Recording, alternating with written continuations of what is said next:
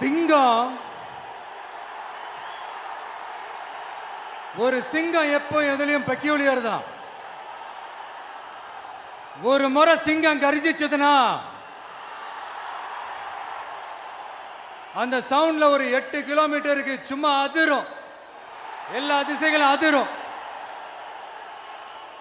அப்படிப்பட்ட அந்த சிங்கம் வேட்டைக்கு மட்டும்தான் வெளியில வரும், வேடிக்கை பார்க்கறதுக்கெல்லாம் வெளியில வராது. வேட்டையில கூட உயிரோடு இருக்கிற மிருகங்களை தான் வேட்டையாடும். அதுலயும் பெரும்பாலும் தன்னை விட பெரிய சைஸ் உள்ள மிருகங்களை தான் குறி வச்சு தாக்கும், ஜெயிக்கும். எவ்வளவு பசியில் இருந்தாலும் உயிர் இல்லாததை, கெட்டு போனதை தொட்டு கூட பார்க்காது.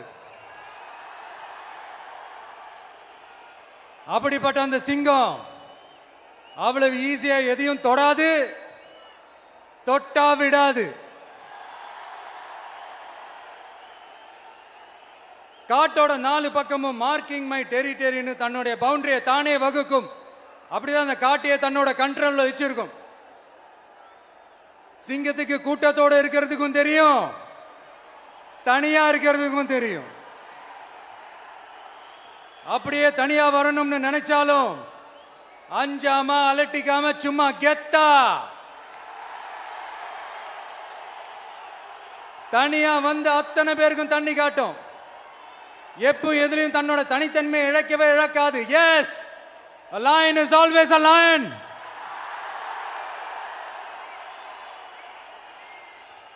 There are so many jackals and other animals in the forest, but there will be only one lion. And even if it is single, it will be the king of jungle. It is not only a description but also a clear declaration. சிங்கத்தை பத்தி பேசிட்டு நம்ம சிங்க குட்டிகளையும் சிங்க பெண்களையும் பத்தி நம்ம பேசாம இருக்க முடியுமா?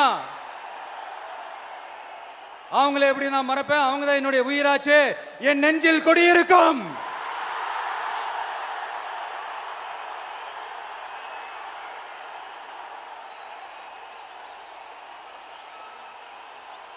என்னுடைய தோழர்களுக்கும் தோழிகளுக்கும்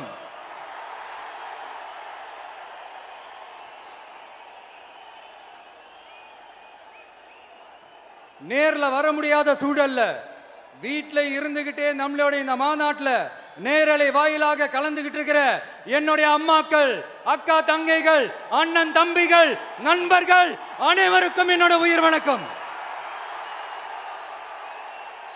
என்னோட உயிர் வணக்கம், என்னோட உயிர் வணக்கம்.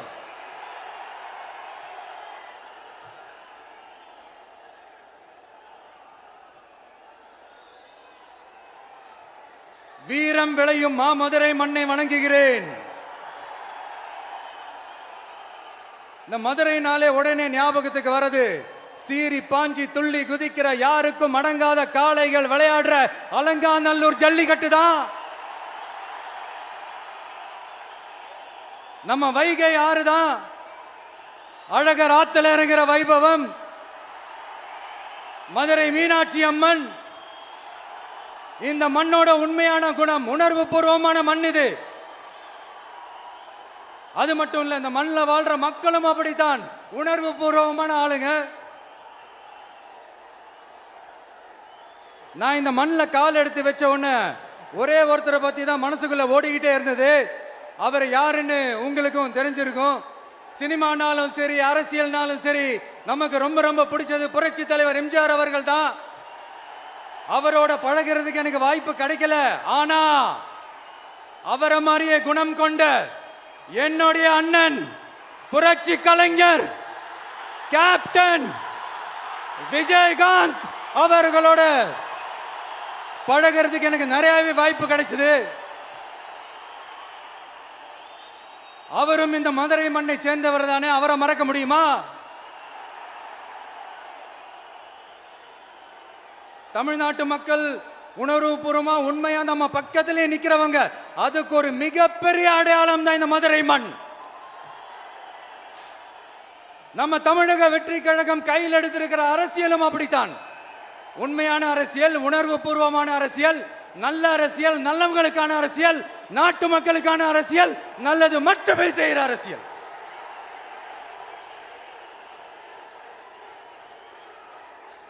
இதோ நம்மளுடைய இந்த இரண்டாவது மாநில மாநாடு வாகை சூடும் வரலாறு திரும்புகிறது. அப்படி இந்த மாநாட்டுக்கு பேர் வச்சிருக்கிறோம். 1967லயும் 1977லயும் நம்ம தமிழக அரசியல் ஒரு மிகப்பெரிய ஆட்சி அதிகார மாற்றங்கள் ஒண்ணு நடந்துச்சு இல்லையா? அதே மாதிரிதான் அடுத்த வருஷம் 2026ல அப்படி ஒரு வரலாறு திரும்ப போகுதுன்னு உறுதியா சொல்றதுக்கான மாநாடு தான் நம்மளோட இந்த இரண்டாவது மாநில மாநாடு. விக்கிரவாண்டி விசாலையில் நம்மளுடைய ஃபர்ஸ்ட் மாநாடு நடத்தணும், வெற்றி கொள்கை திருவிழா. அதுக்கப்புறமே நீங்க பார்த்திருப்பீங்க, தமிழக அரசியல் அந்த தட்ப வெப்பத்தையே மாத்தினுச்சு. நமக்கு எதிராக எத்தனை குரல்கள். ஆனா உங்களுக்கு தான் நம்மளை பத்தி நல்லா தெரியுமே, எந்த குரலையும் காதலையே போட்டுக்காம மக்களோட குரலை மட்டுமே கேட்டுக்கிட்டு நமக்கு எதிராக வர அத்தனை கூக்குரல்களையும் சின்னதா ஒரு சிரிப்போடவே கடந்து வந்திருக்கிறோம்.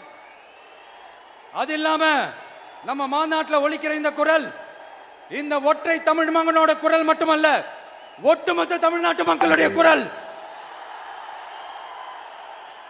தமிழ்நாட்டில் இருக்கிற ஒவ்வொரு வீட்டில இருந்தும் ஒலிக்கிற குரல், ஒட்டுமொத்த உலகெங்கும் வாழும் ஒவ்வொரு தமிழ் வீட்டிலிருந்தும் எழும் குரல்.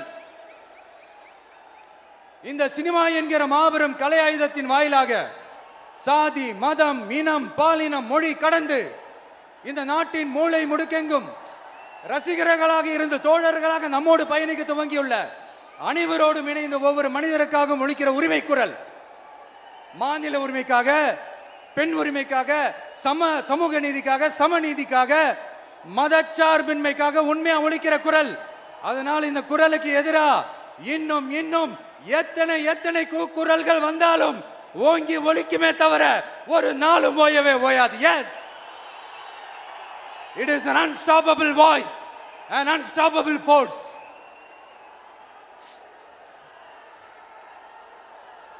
நம்ம அரசியலுக்கு வர்றதுக்கு முன்னாடி அட இவரெல்லாம் வர மாட்டாரியா, அவரே வரல, இவரே வரல, இவருங்க வர போறாரு அப்படின்ட்டு நிறைய பேர் ஜோஷியம் சொன்னாங்க. அப்புறம் நம்ம கட்சியினுடைய பேர் அறிவிச்சதுக்கு அப்புறம் பேரு தானே அறிவிச்சிருக்கிறாரு, மக்கள் கிட்ட பேர் வாங்கணும்ல, அதெல்லாம் முடியாதுன்னாங்க.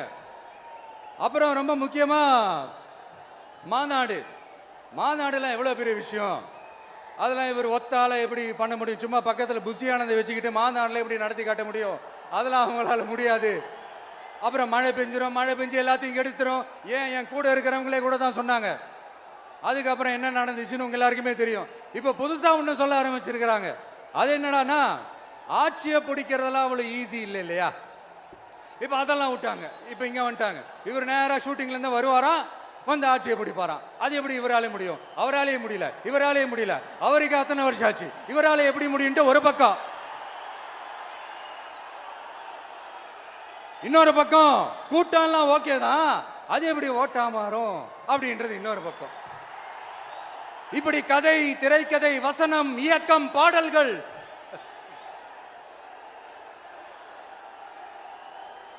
அதனால இந்த அரசியல் ஆய்வாளர்களுக்கு நான் சொல்றதெல்லாம் ஒன்னேதான், நல்லா கேட்டுக்கங்க. இந்த விஜய் ஏதோ இந்த பல லட்சம் பேர் கூடுற கூட்டத்தில் மட்டுமே இருக்கிறாரு அப்படின்னு மட்டும் தப்பு கணக்கு போட்டாதீங்க. ஏன்னா நம்மளுடைய இந்த கூட்டம் வெறும் ஓட்டா மட்டும் இல்லைங்க, வரப்போற தேர்தலில் மக்கள் விரோத ஆட்சியாளர்களுக்கு நாம வைக்க போற வேட்டா, நம்மளை கோட்டைக்கு அனுப்ப போற ரூட்டா இருக்க போதுன்னு சீக்கிரமாவே தெரிஞ்சுப்பீங்க. ஏன்னா கோடிக்கணக்கானவங்களோட ஹார்ட்லயும் வீட்லயும் ஏற்கனவே ஆல்ரெடி உயிரா, உணர்வா, உறவா இருக்கிறோம். நம்மளுடைய கனெக்ட் எல்லாம் வெறும் மக்களோட மட்டும்தான். நாம யாருன்னு அவங்களுக்கு தெரியும், அவங்க யாருன்னு நமக்கு தெரியும். நாமளும் நம்ம மக்களும் எப்படி இருக்கிறோம்னு எதிரிங்களுக்கு நல்லாவே தெரியும். இருந்தாலும் இந்த விஜய் எதுக்குப்பா வந்திருக்கிறாரு, இவர் என்ன புதுசா என்ன திட்டம்லாம் சொல்லிட்டாரு அப்படின்னு வேற நிறைய கேள்விகள். இந்த சொல்றேன் தெரிஞ்சுக்கங்க. பெண் குழந்தைகள், பெண்கள் மற்றும் வயசானவங்களோட பாதுகாப்புல தான் நம்ம பிரையாரிட்டியே.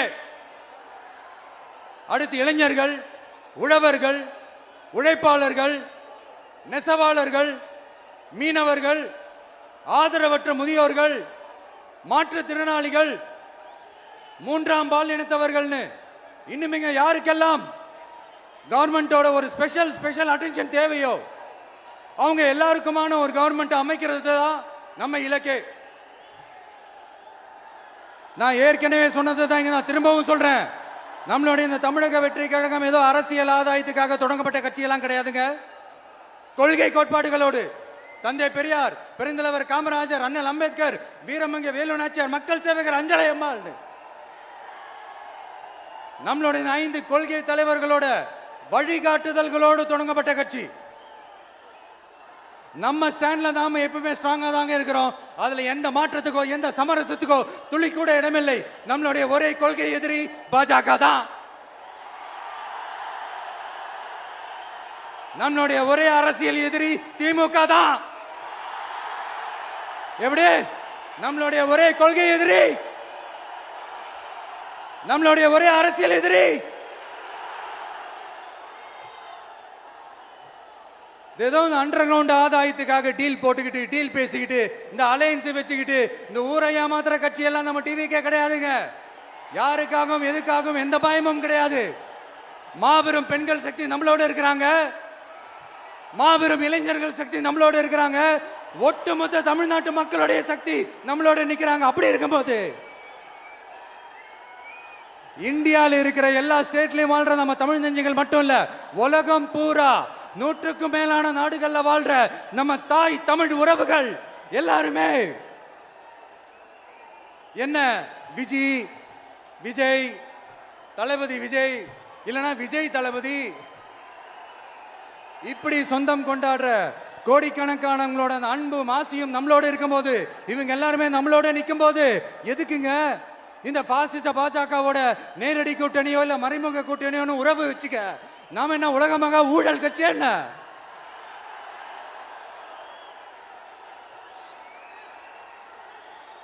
நம்மளை பத்தி சின்னதா ஒரு உண்மை ஒண்ணு சொல்லலாமா? என்னடா இவர் வாயால இப்படி சொல்றாருன்ட்டு யாரும் தவறா நினைச்சுக்க வேணாம். ஏன்னா இது ஒரு விதத்துல ஒரு ஃபேக்டும் கூட. அதனாலதான் நான் சொல்லணும்னு ஆசைப்படுறேன். நம்ம யார் தெரியும்ல? நாம எல்லாருமே சொல்றேன். நாம யார் தெரியும்ல? இந்தியாவின் மாபெரும் மக்கள் சக்தி கொண்ட ஒரு மகத்தான வெகுஜன மக்கள் படை.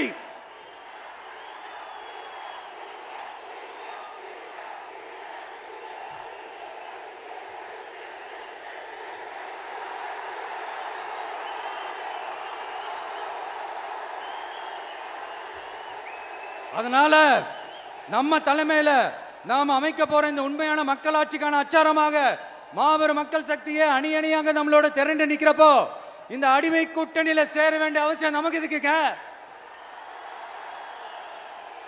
நம்மளுடைய இந்த கூட்டணி சுயம் இழந்த கூட்டணியெல்லாம் இருக்காது, சுய மரியாதை கூட்டணியா தான் இருக்கும். இந்த ஒரு பக்கம் RSS கிட்ட அடிபணிஞ்சுக்கிட்டு, இன்னொரு பக்கம் மதச்சார்பற்ற கூட்டணின்னு இந்த மக்களை ஏமாத்துற கூட்டணியெல்லாம் நம்ம கூட்டணி இருக்காது.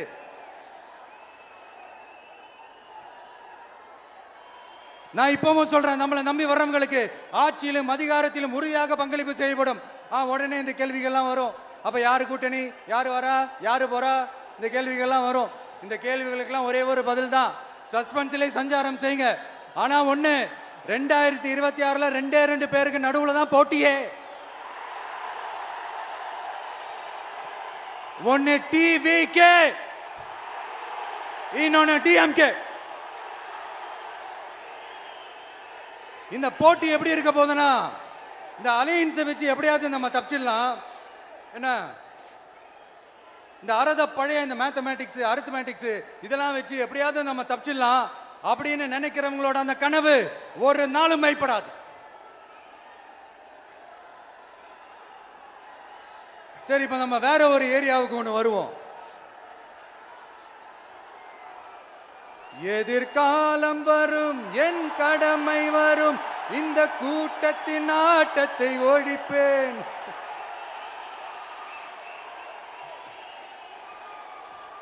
மக்கள் அரசியல் என்ற அந்த சவுக்க கையில் எடுக்கலாமா?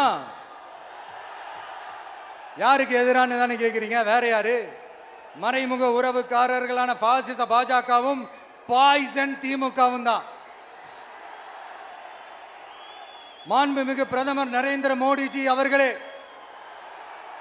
3வது முறையா ஒன்றியத்தோட ஆட்சி அதிகாரத்தை நீங்க தானே கையில் வச்சிருக்கிறீங்க. இல்ல நாங்க தெரியாம தான் கேட்கிறோம். நீங்க ஆட்சிக்கு வந்தது ஒட்டுமொத்த மக்களுக்கும் நல்லது செய்யவா, இல்ல நம்மளுடைய இந்த இஸ்லாமிய நண்பர்களுக்கும் இஸ்லாமிய தோழர்களுக்கும் எதிராக சதி செய்யவா? மக்களுக்கு உங்ககிட்ட கேட்கறதுக்குன்னு ஏராளமான கேள்விகள் இருக்குது. அதனால அவங்க சார்பா அவங்கள ஒருத்தனா அவங்களோட ஒரு உண்மையான ஒரு பிரதிநிதியா உங்ககிட்ட சில கேள்விகள் கேட்கணும். மிஸ்டர் பிரைம் மினிஸ்டர் அவர்களே, நம்ம தமிழ்நாட்டு மீனவர்கள் கிட்டத்தட்ட ஒரு 800 பேருக்கு மேல இலங்கை கடற்படையால தாக்கி அழிக்கப்பட்டிருக்கிறாங்க. அதை கண்டிக்கிறதுக்காக உங்களை பெருசா எதுவும் செய்ய சொல்லல, சின்னதா ஒண்ணே ஒண்ணு மட்டும் செஞ்சு கொடுங்க. இனிமேலாச்சும் எங்களுடைய மீனவர்கள் பாதுகாப்பா இருக்கிறதுக்காக இந்த கச்சத்தீவை இலங்கை கிட்ட இருந்து மீட்டு கொடுத்துருங்க, அது போதும். உங்களுடைய இந்த முரட்டு பிடிவாதத்தால நீங்க நடத்துற இந்த நீட்டு தேர்வு, அதனால இங்க என்னென்ன நடக்குதுன்னு சொல்றதுக்கே மனசு வலிக்குது. அதனால அந்த நீட்டு தேர்வு தேவையில்லைன்னு அறிவிச்சிருங்க, அது போதும். செய்வீர்களா திரு நரேந்திரபாய் தாமோதர் மோடிஜி அவர்களே? எங்களுக்கு என்னென்ன தேவையோ என்னென்ன நல்லதோ அதெல்லாம் செய்ய மாட்டேங்கிறீங்க. ஆனா ஆட்சி அதிகாரத்தை மட்டும் கையில வச்சுக்கிட்டு மக்களை ஏமாத்த நேரடியாக ஒரு பாசிச பாஜக அடிமை கூட்டணி ஒண்ணு. அடுத்து உங்களோட இந்த மைனாரிட்டி ஆட்சியை ஓட்டுறதுக்காக மறைமுகமாக RSS அடிமை குடும்பம்னு இன்னொரு கூட்டணி. இப்படி மக்கள் சக்தியே இல்லாத இந்த ஊழல் கட்சிகளை மிரட்டி அடிபணிய வச்சு 2029 வரைக்கும் சொகுசு பயணம் போயிடலாம்னு திட்டம் தீட்டி வச்சிருக்கிறீங்க. அதானே ஜி? என்ன ஜி? ஒண்ணு மட்டும் சொல்றேன், தெரிஞ்சுக்கங்க. என்னதான் நீங்க இந்த நேரடி மறைமுக கூட்டணி குட்டிகரணம் போட்டாலும் தாமரை இலையில தண்ணியே ஒட்டாது. தமிழக மக்கள் மட்டும் எப்படி ஒட்டுவாங்க?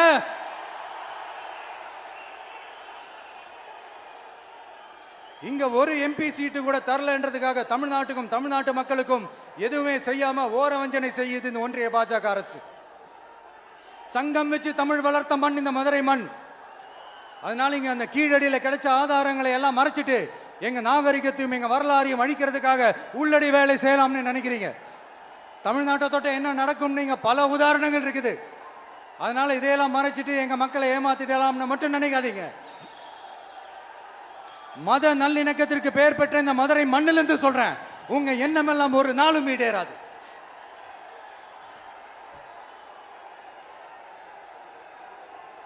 எம்ஜிஆர்னா யார் தெரியும்ல? அவர் மாஸ்னா என்னன்னு தெரியும்ல? அவர் உயிரோடு இருக்கிற வரைக்கும் அந்த சிஎம் சீட்டை பத்தி ஒருத்தராலையும் நினைச்சு கூட பார்க்க முடியல, கனவு கூட காண முடியல. எப்படியாவது அந்த சிஎம் சீட்டை என்கிட்ட கொடுத்துருங்க, என் நண்பர் எம்ஜிஆர் திரும்ப வந்ததுக்கு அப்புறம் நான் திருப்பி கொடுத்துட்றேன்னு தன்னோட எதிரியை கூட மக்கள் கிட்ட கெஞ்ச வச்சவர் எம்ஜிஆர். எப்படி கெஞ்ச வச்சவர்? அதனால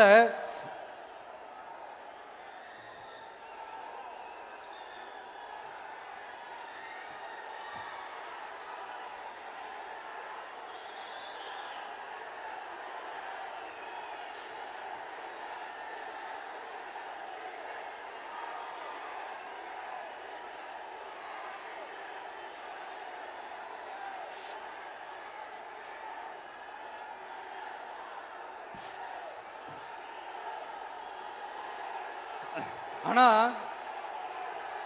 இப்போ அவர் ஆரம்பிச்ச அந்த கட்சியை, எம்ஜிஆர் அவர்கள் ஆரம்பிச்ச அந்த கட்சியை கட்டி காக்கிறது யாரு? இன்னைக்கு அந்த கட்சி எப்படி இருக்குது? அதை நான் சொல்லிதான் உங்களுக்கு தெரியணுமா என்ன? அப்பாவி தொண்டர்கள் அதை வெளியில சொல்ல முடியாம வேதனையில தவிக்கிறாங்க. 2026 சட்டமன்ற தேர்தலில் யாருக்கு ஓட்டு போடணும், எப்படிப்பட்ட ஆட்சி இங்க அமையணும்னு அந்த அப்பழுக்கற்ற அந்த தொண்டர்களுக்கும் ரொம்ப நல்லாவே தெரியும். அதனால என்ன வேஷம் போட்டுக்கிட்டு பாஜக இங்க தமிழ்நாட்டுக்குள்ள வந்தாலும் அவங்க வித்தை எல்லாம் இங்க வேலைக்கே ஆகாது.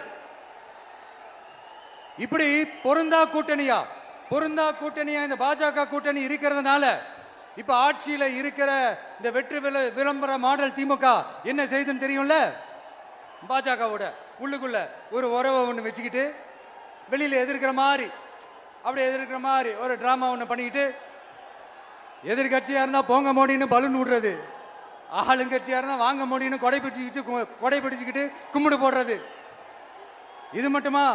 ஒரு ரைடுன்னு ஒன்று வந்துட்டா போதும், இது வரைக்கும் போகவே போகாத ஒரு மீட்டிங், அதை காரணம் காட்டி டெல்லிக்கு போறது, அங்க ஒரு சீக்கிரட் மீட்டிங் நடத்துறது. நல்லா நோட் பண்ணணும் மக்களே, அந்த மீட்டிங் அப்புறம் இந்த இஷ்யூ அப்படியே காணாம போயிருக்குமே. அதேதான். Stalin uncle, what uncle is very wrong uncle.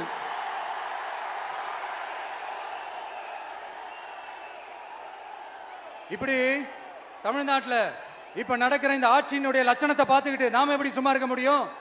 ஒரு தவறு செய்தால், அதை தெரிந்து செய்தால், அவர் கபட நாடக மு.க. ஸ்டாலின் அங்கிளாகவே இருந்தாலும்,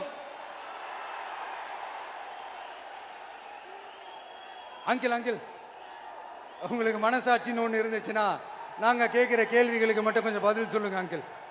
நீங்க நடத்துற இந்த ஆட்சியில நேர்மை இருக்கா? நியாயம் இருக்கா? ஊழல் இல்லாம இருக்கா? சட்டம் ஒழுங்கு சரியா இருக்கா? பெண்களுக்கு பாதுகாப்பு இருக்கா? பொதுமக்களுக்கு பாதுகாப்பு இருக்கா? இயற்கை வளங்களுக்கு பாதுகாப்பு இருக்கா? சொல்லுங்க மை டியர் அங்கிள், சொல்லுங்க.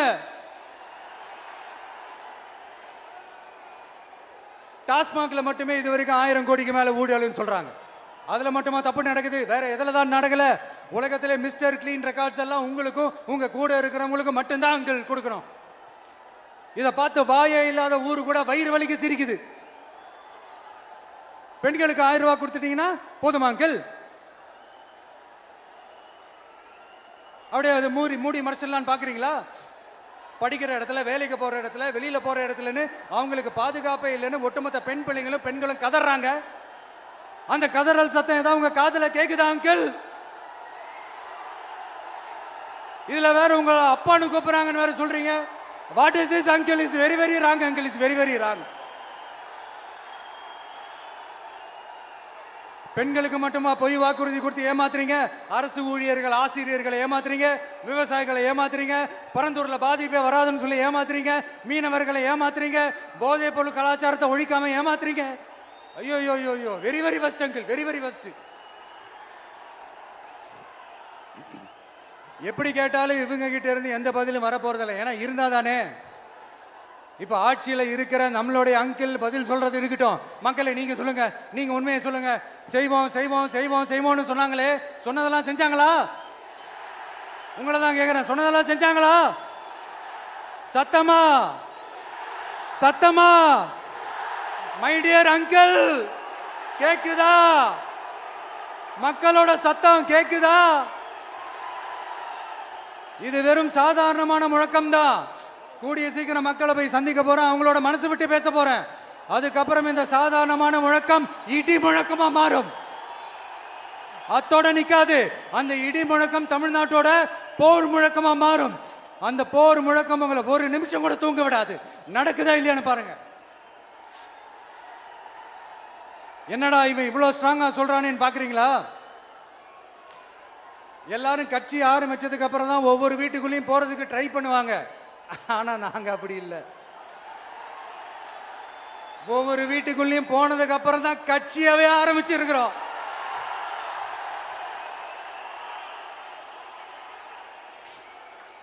அதனால ஒட்டுமொத்தமா எல்லாருமா சேர்ந்து இந்த திமுக ஆட்சிய, கபட நாடக திமுக ஆட்சிய 2026 தேர்தலில் வீட்டுக்கு அனுப்புறோம். வீட்டுக்கு அனுப்புறோம். என்ன நண்பா, சரிதானே? என்ன நண்பி, செய்வீர்கள் தானே? இப்போ உங்களுக்கு சின்னதா ஒரு சர்ப்ரைஸ். நம்ம கட்சியினுடைய வேட்பாளர் பட்டியலை இப்ப நான் அறிவிக்க போறேன். மதுரை கிழக்கு வேட்பாளர் விஜய்.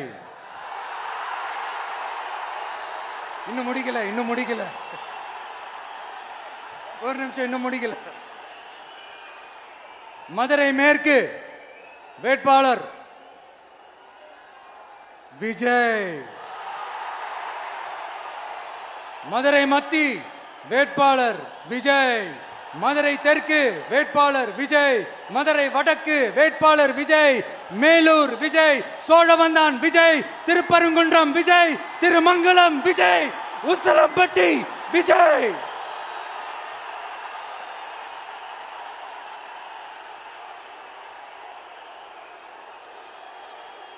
என்னடா எல்லா தொகுதியிலையும் ஒரே வேட்பாளர்னு பாக்குறீங்களா? 234 தொகுதியிலையும் இந்த விஜய் தான், அதாவது உங்க விஜய் தான் உங்க சின்னம். இன்னும் சிம்பிளா சொல்லணும்னா உங்க வீட்டில் இருக்கிற ஒருத்தர் தான் வேட்பாளரா நிக்க போறாங்க. அந்த வேட்பாளரும் நானும் வேறு வேறு இல்லை. நீங்க அவருக்கு ஓட்டு போட்டீங்கன்னா எனக்கு ஓட்டு போட்ட மாதிரி, இந்த முகத்துக்காக நீங்க ஓட்டு போட்டீங்கன்னா உங்க வீட்டில் இருக்கிற உங்களுடைய வேட்பாளர் ஜெயிச்ச மாதிரி. என்னடா இவர் ஏதோ ஓவரா சொல்றாருன்னு நினைக்க வேணாம். பிராக்டிக்கலா அப்படிதான் இருக்கும், அப்படிதான் இருக்கணும். நீங்களும் அப்படிதான் நினைப்பீங்கன்னு நான் நம்புறேன். ஏன்னா இது நம்மளை விட நம்ம எதிரிங்களுக்கு இன்னும் நல்லாவே தெரியும். அதனால எல்லாம் இந்த அதிகார பலம் எல்லாத்தையும் தூக்கிட்டு வந்துருவாங்க. வரட்டும், பாத்துக்கலாம். TVK will take it, TVK will meet it, TVK will compete with it and TVK will conquer it, TVK will conquer it.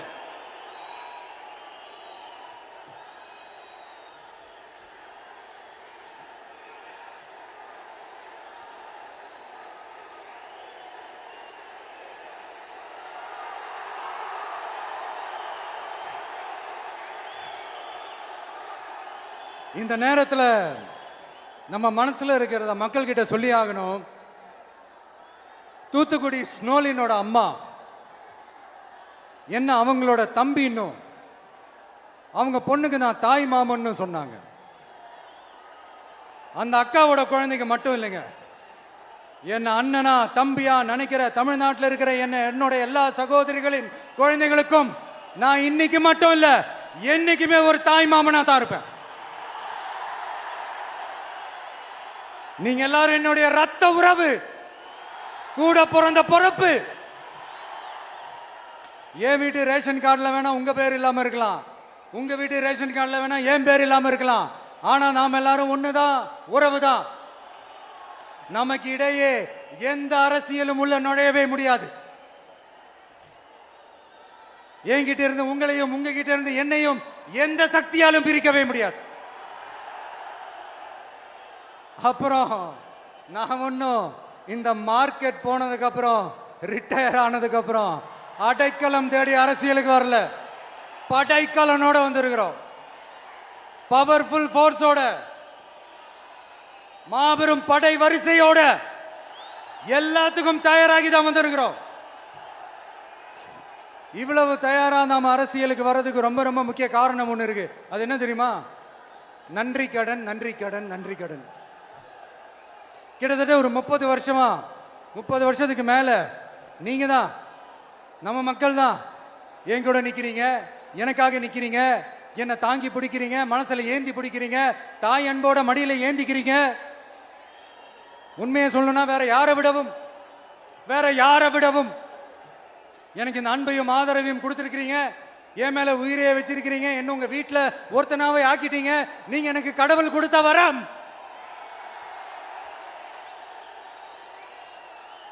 உலகம் பூரா நமக்காக நம்ம கூட நிக்கிற நம்ம மக்களை நான் எப்படி மறப்பேன்? நான் என் லைஃப்ல ரொம்ப உயிரா நினைக்கிறதே பெண்களை, குழந்தைங்களை, இளைஞர்களை, உழைக்கிற மக்களை தான். இவங்க தான் நம்மளோட வகைரா. இதை பார்த்து தான் நம்மளோட எதிரிகளுக்கு பத்தி எரியுது. அதுக்காக நாம் என்ன செய்ய முடியும்? அதனால நம்ம உறவுகளை, சொந்தத்தை, வகைராவை யாருக்காகவும் எதுக்காகவும் விட்டு கொடுக்க முடியாது இல்லையா? Here at this moment among this August gathering, I want to open my heart and say I enjoy people, I respect people, I worship people.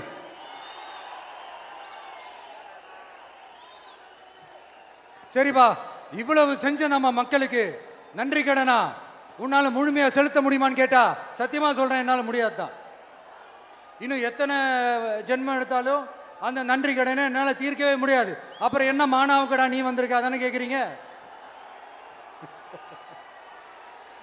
Mind voice கேட்ட மாதிரி இருந்தது. வாழ்நாள் முழுக்க நம்ம மக்களுக்காக ஆதரவா துணையா நிக்கிறத தவிர, அவங்களுக்காக உழைக்கிறத தவிர எனக்கு வேற எந்த எண்ணமும் இல்லை. எனக்கு இப்ப வேற வேலையும் இல்லை. இனிமே எனக்கு இதுதான் என் வேலையே, என் கடன் இனி என் மக்களுக்கு பணி செய்து கிடப்பதே. இப்படியா ஹார்ட் டு ஹார்ட் யதார்த்தமா பேசிய பழகிட்டோம். இதுக்கு மேலேயும் எனக்கும் மக்களுக்கும் இடையே இருக்கிற அந்த உறவை பத்தி நான் பேச ஆரம்பிச்சேன்னா ஒரு மாதிரி எமோஷனல் ஆகிடுவேன். அப்புறம் அதை கண்ட்ரோல் பண்ணுறது ரொம்ப கஷ்டம். அதனால என்னை மனசார நேசிக்கிற நம்ம மக்களுக்கு ஒன்றே ஒன்று சொல்றேன். இந்த விஜய் உங்க விஜய், உங்களுக்கான விஜய், உங்களுக்காக மட்டுமே இருக்கிற விஜய். உங்க கூட நிக்க, உங்களுக்காக நிக்க, உண்மையா நிக்க, உணர்வோட நிக்க, உறுதியா நிக்க, உங்க கூட பேச, உங்களுக்காக பேச, உண்மையா பேச, உணர்வோட பேச, உறுதியா பேச, உங்களுக்காக சேவை செய்ய உங்க விஜய் நான் வரேன்.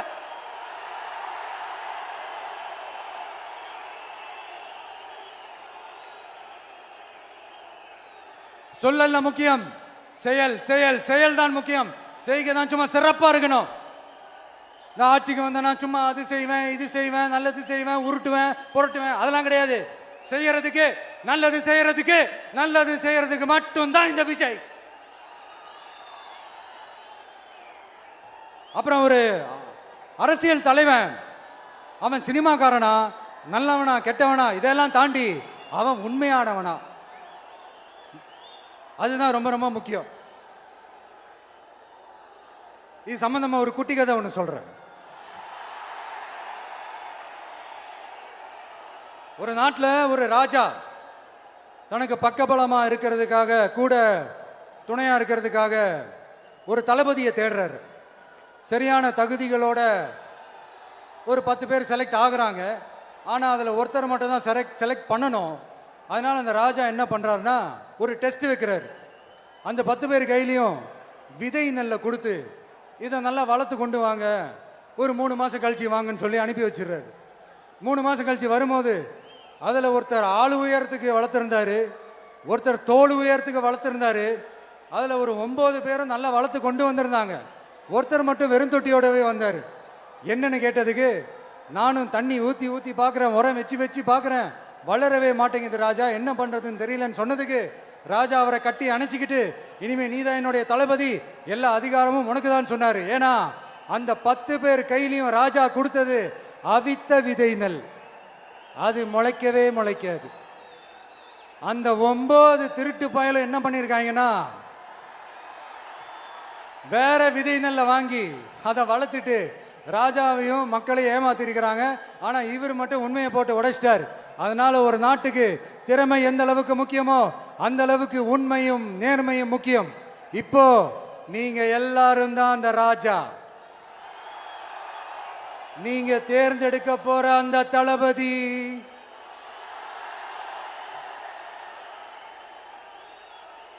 சும்மா சினிமாக்காரன் சினிமாக்காரன் சினிமாக்காரன். அம்பேத்கர் அவர்களை தோக்கடிச்சது சினிமாக்காரன் இல்ல, அரசியல்வாதி. காமராஜர் அவர்களை தோக்கடிச்சது, இங்க விருதுநகர் பகுதியில் தோக்கடிச்சது சினிமாக்காரன் இல்ல, இன்னொரு அரசியல்வாதி. இன்னைக்கும் நம்ம கூட வாழ்ந்துட்டு இருக்கிற நல்ல கண்ணு ஐயாவை தோக்கடிச்சது சினிமாக்காரன் இல்ல, அரசியல்வாதி. இப்படிப்பட்ட நல்ல நல்ல தலைவர்களை எதிர்த்து நின்று தோக்கடிக்கணும்னு அந்த எண்ணத்தை உருவாக்குனது சினிமாக்காரன் இல்ல, அரசியல்வாதி. அதனால எல்லா அரசியல்வாதியும் அறிவாளியும் கிடையாது, எல்லா சினிமாக்காரனும் முட்டாளும் கிடையாது. கான்பிடண்டா இருங்க, நல்லதே நடக்கும், வெற்றி நிச்சயம். மீண்டும் சந்திக்கும் வரை நன்றி, வணக்கம்.